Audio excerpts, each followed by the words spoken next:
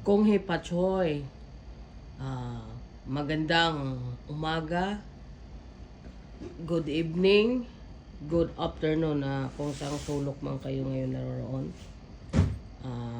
Sana'y nasa mabuti po tayong kalagayan. So, matagal po yung travel namin dahil kung saan kami mapadpad, no?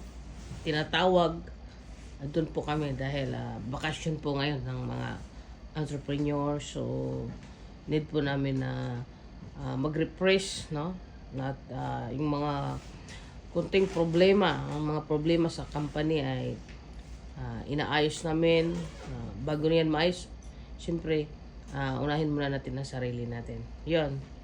So, lumaban lang po tayo sa hamon sa ating buhay. Huwag na po tayong susuko dahil pag sumuko po tayo ay talunan. Kaya go lang.